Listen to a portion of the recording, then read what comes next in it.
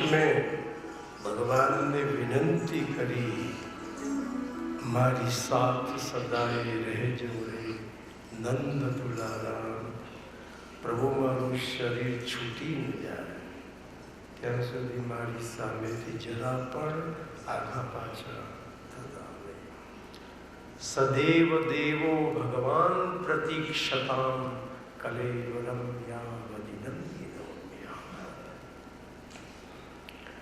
અને બાણ સૈયા પર સુતેલા દાદાને 24,000 શ્લોકમાં યુધિષ્ઠિરને જ્ઞાન આપ્યું. ભાગવતના શ્લોક 18,000. બાણ સૈયા પર સુતેલા દાદા ભીષ્મે અંત સમય યુધિષ્ઠિરને 24,000 શ્લોકોમાં જ્ઞાન. એ બધું જ જ્ઞાન મહાભારતના શાંતિ પર્વમાં આપેલું છે. તમે મહાભારતનું શાંતિ પર્વ વાંચો એટલે ખબર પડે ભીષ્મ કેટલા જ્ઞાની વ્યક્તિ હતા.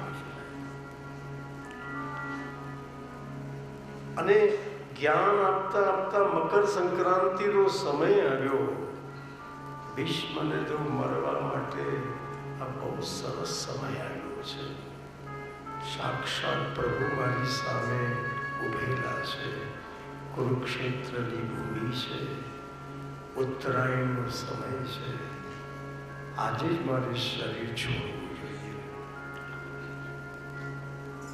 મરવું કેવી રીતે ભાગો શીખવાડે છે. પણ મરતા પહેલા એકવાર સામે ઉભેલા શ્રી દ્વારિકાધીશની સ્તુતિ કરી લો, પછી શરીર છોડીશ. જીવનમાં 3 વાર પ્રભુને યાદ કરવા. સુખાવસાને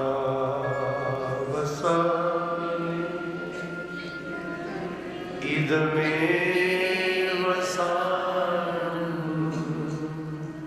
દુઃખાવસાને ઇદમેવ દેહાવસાને ત્રિદમે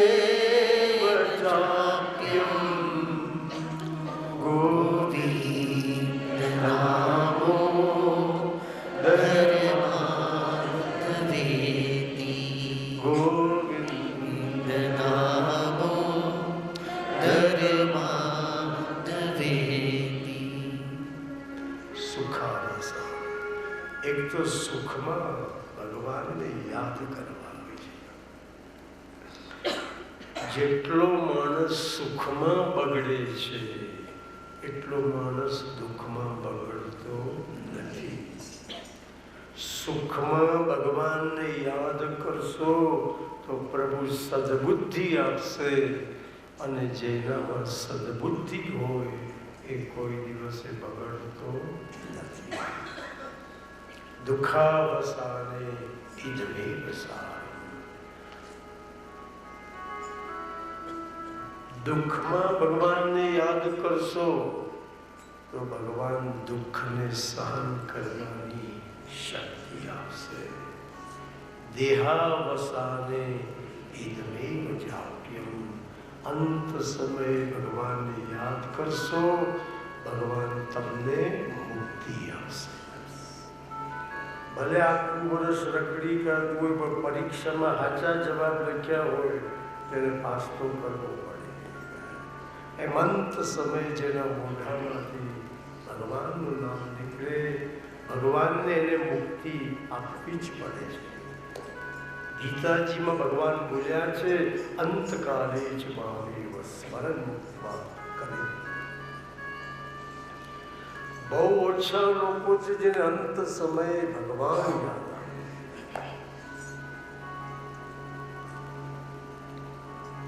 મહાત્મા ગાંધી એમને અંત સમયે ભગવાન યાદ આવ્યા. હે રામ.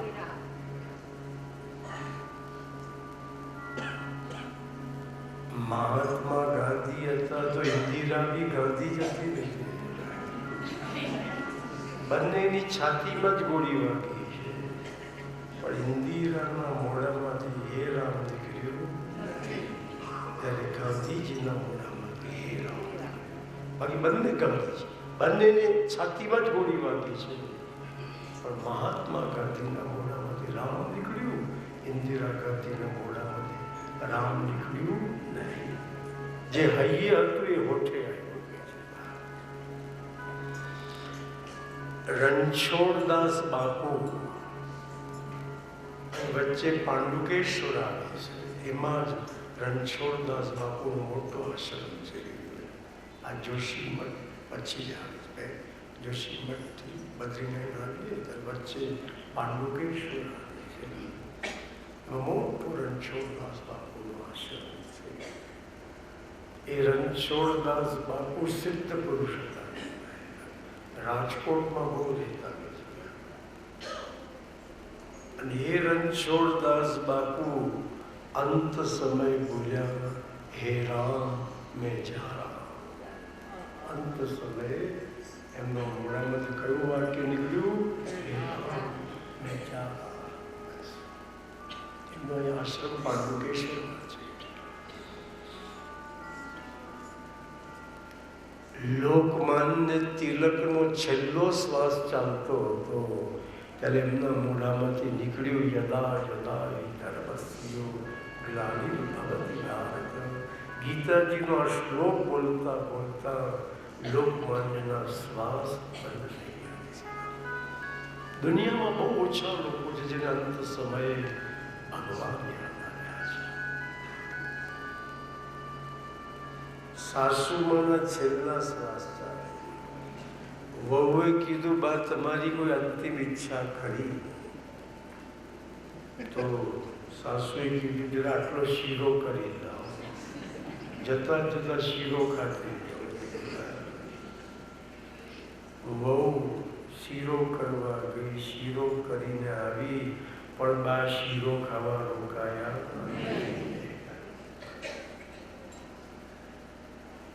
બાને ફરીથી શીરો ખાવા માટે રાયપુર ચકલાવવું પડે. અંત સમય બાનું મન શીરામાં જ રહ્યું. આટલો શીરો કરી આવો શીરો ખાવા નીચે આવો પાછા ફરી. અંત સમયે મન કોઈ લૌકિક પદાર્થમાં ન જતું રહે. એટલે મરતા પહેલા આપણે આપણા મન બુદ્ધિનું પ્રભુને સમર્પણ કરવું. ભીષ્મ સ્તુતિના પહેલા શ્લોકમાં બોલ્યા કે પ્રભુ મારે મરતા પહેલા મારી એક દીકરી તમારી જોડે પરણાવી છે. ભગવાન ચમક્યા કે ઘેર હોલ 1000 તો રાહ જુએ છે. અને આ દાદો મરતા મરતા એની છોકરી મને બજાડતો જાય. તો મારે આખી જિંદગી આ ધંધા કરવાના, લગ્ન જ કરવાના. અને દાદાજી તમે અખંડ બ્રહ્મચારી જો, તમને દીકરી ક્યાંથી આવી ગઈ? આ તમે મરતા મરતા કોથળામાંથી બિલાડું કાઢું કીધું. બ્રહ્મચારી દીકરી હોય ખરી? અને તમને દીકરી છે જેનું નામ શું છે? તો દાદા ભીષ્મ સ્તુતિમાં બોલ્યા ઇતિ મતિ રૂપ કલ્પેતા વિતૃષણા ભગવતી સા ત્વત પુંગવે વિભુમ્ની સ્વસુખમુપગતે ક્વચિદ વિહર્તુમ પ્રકૃતિમુપેયુષિ યદ્ભવ પ્રવાહ ત્રિભુવન કમલમ તમાલવર્ણમ રવિકર ગૌરવરાંબરમ દધાને વપુરલકકુલાવૃતા નનાબ્જમ વિજય સખે રતિરસ્તુ મેન વદ્યા. સ્તુતિનો પ્રારંભ દાદા વિષ્ણુ ઇતિ શબ્દથી કર્યો કે મારા જીવનની હવે ઇતિશ્રી થઈ રહી છે, સમાપ્તિ થઈ રહી છે. પ્રભુ મારા જીવનની આ અંતિમ સ્તુતિ છે. ઇતિ શબ્દથી કર્યું કે મારી હવે સમાપ્તિ થઈ રહી છે, આ મારા જીવનની છેલ્લી સ્थिति છે. પ્રભુ મારે મરતા પહેલા મારી બુદ્ધિરૂપી દીકરી આપની સાથે પરણાવી છે. ભગવાનને અર્પણ કરવા જેવી સારામાં સારી વસ્તુ હોય તો મન અને બુદ્ધિ છે. ઘણા મંદિરમાં જાય તે દૂરથી ભગવાનને રૂપિયાનો ઘા કરે, લે વાપર આપણા તરફ. તે ભગવાન ભિખારી છે. મંદિરમાં કોઈ દિવસે છૂટા પૈસા ફેંકવાના નહીં, પેટીમાં પધરાવ. ગોડ બેગર નથી, એ તો આખી દુનિયાનું પેટ ભરે છે. એની સામે પૈસા ફેંકવા એ ભિખારી નથી, એવો અપમાન છે. પેટી પડે. ઘણા મંદિરમાં દર્શન કરવા જાય તો ફૂલ લઈ જાય. ઘણાને કેરા એકદમ કારા પડી ગયા, છોકરા કે જ્યાં મંદિરમાં પધરાઈ જાય, ભગવાન તો ભાવના જ મૂક્યા છે ને. ભગવાન કે તું ઉપર આવે તને આવા જ કેરા ખવડાવવા. હારા કેરા તારે ખાવા, કારા પડે ત્યારે હું તો નહીં આવે. ઉપર આવે તને આવા જ કેરા ખવડાવવા. ભગવાન કે છે ભાઈ મારે તારો રૂપિયો જોઈતો નથી, મારે તારા ફલ ફૂલ જોઈતા નથી, તમારે શું જોઈએ બોલો.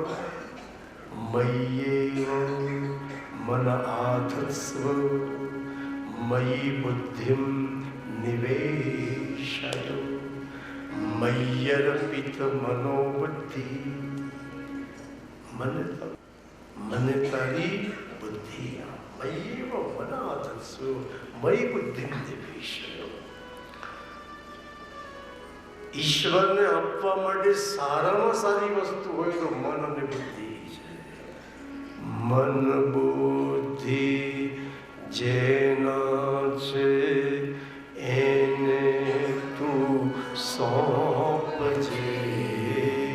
મન બુદ્ધિ જેના છે એને તું સોંપજે. મનનું પ્રભુના ચરણમાં તું રાખજે. મનનું પ્રભુના ચરણમાં તું રાખજે. સંકલ્પો સઘળા પ્રભુને તું સોંપજે. સંકલ્પો સઘળા પ્રભુને તું સોંપજે. નિર્ણયો એના તું જીવનમાં માનજે. નિર્ણયો એના તું જીવનમાં. ભક્તિ સમજાવી છે ગીતામાં જાણજે. ભક્તિ સમજાવી છે ગીતામાં જાણજે. મનનું પ્રભુના ચરણમાં તું રાખજે. મનનું પ્રભુના ચરણમાં તું રાખજે.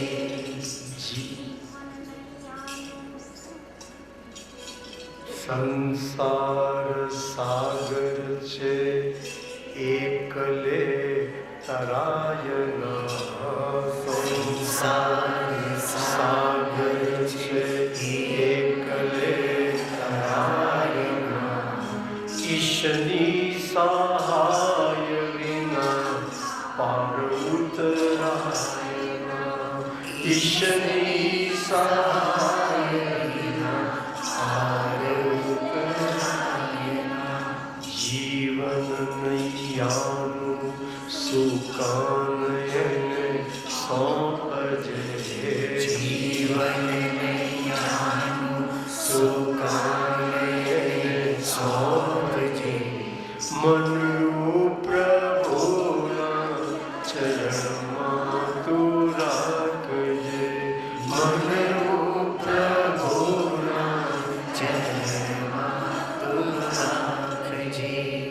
ભગવાનને અર્પણ કરવા જેવી કોઈ સારામાં સારી વસ્તુ હોય તો મન અને બુદ્ધિ છે. જે પોતાના મન બુદ્ધિ પ્રભુને અર્પણ કરે છે એના મન બુદ્ધિને પછી પ્રભુ પ્રેરણા આપે છે.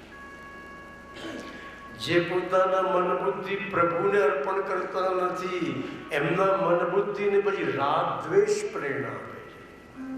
ક્યારેક આપણી બુદ્ધિ દ્વેષથી પ્રેરાયેલી હોય, ક્યારેક આપણી બુદ્ધિ રાગથી પ્રેરાયેલી હોય. મન બુદ્ધિ પ્રભુને અર્પણ કરશો એ મન બુદ્ધિને કાયમ ઈશ્વર જ પ્રેરણા આપશે. જે પોતાનું મન ભગવાનને અર્પણ કરે છે એના મનમાં ભગવાન રમતો થઈ જાય છે. ઓલ ધ ટાઈમ એના મનમાં ભગવાનના જ વિચારો ચાલતા હોય છે. ઘણા લોકો એમનું મન પૈસાને અર્પણ કરે, એના માઇન્ડમાં સતત પૈસાના જ વિચાર ચાલતા હોય. આને આટલા બનાવ્યા, આને આટલા બનાવ્યા, આ જ વિચારો પહેલા કરતા હોય. મીરાએ એનું મન કૃષ્ણને અર્પણ કર્યું તો મીરાના મનમાં સદાય કૃષ્ણ જ રમતો હતો. બસ એસી લાગી લગન મીરા હો ગઈ મગન, वो तो गली गली हरि गुण गाया करे, ऐसी लागी लगन मीरा हो गई मगन. ભગવાને દાદા ભીષ્મને કહ્યું, દાદાજી આખી જિંદગી જે બુદ્ધિથી કાવા દાવા કર્યા અને કાવા દાવા કરીને બગડી ગયેલી બુદ્ધિ તમે મને અંત સમય આપવા આવ્યા. સોરી, હું બગડેલો માલ લેતો. બુદ્ધિ સારી હતી તો કાવા દાવા, બગડી તારે ભગવાન યાદ આવે. બગડેલો માલ લઈને મારું કરવાનું. દાદા ભીષ્મે કહ્યું, પ્રભુ મારી બુદ્ધિ બગડેલી નથી, મારી બુદ્ધિ અનિશુદ્ધ છે, આપ એનો સ્વીકાર કરો. બુદ્ધિને બગાડે છે કોણ? બુદ્ધિમાં રહેલી જાત જાતની તૃષ્ણાઓ જ આપણી બુદ્ધિને બગાડે છે. આ ભોપડીમાં જાત જાતની તૃષ્ણાઓ ભરેલી છે. ઘણાને ખંડ તૃષ્ણા, આખો આખો પાવડર ચોપડતો પડે, જ્યારે જો ત્યારે પોતું કરતા જ હોય. લાંબા પૈડા કર્યું ગંધ તો જ્યારે તો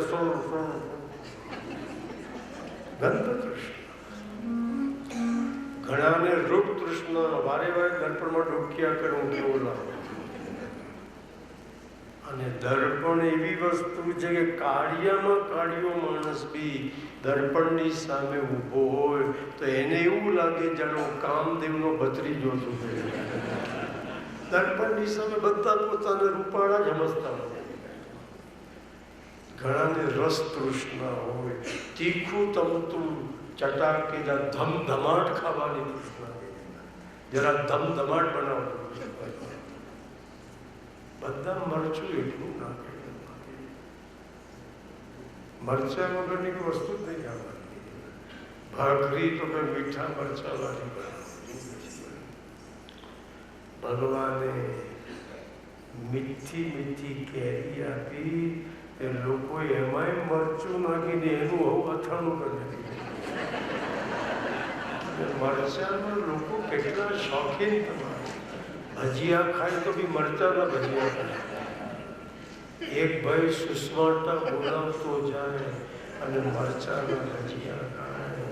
તો મેં કીધું, ભાઈ સુસ્માટા બોલાવતા રહેવા દે ને, હું કરવા મરચાના ભજીયા ખાય છે. મને કે બેસો, તમને ખબર ના પડે. આ મરચું અંદર જઈને બધું પચવે, હું પચવે કે નચવે તો હજે ખબર પડશે. તું ઘોડા દોડ કર્યા કરજે. આજે આપણને કે આ મરચું તો અંદર જઈને બધું પચવે, હવે પચવે નાખ્યું હમણાં થોડી ખબર પડે, આજે ખબર પડે. લોકો મરચાના એટલા શોખી, બધામાં મરચું નાખો, મરચા વગરની જે વસ્તુ જ નહીં ખાવાની. તો આને કહેવાય રસ તૃષ્ણા. આપણી બુદ્ધિમાં જાત જાતની તૃષ્ણાઓ ભરેલી છે, એ જ આપણી બુદ્ધિને બગાડે છે. પણ દાદા ભીષ્મ કે છે, ઇતિ મતિ રૂપ કલ્પિતા વિતૃષ્ણા. પ્રભુ મારી બુદ્ધિ વિતૃષ્ણા, તૃષ્ણા વગરની છે. મારી બુદ્ધિમાં તો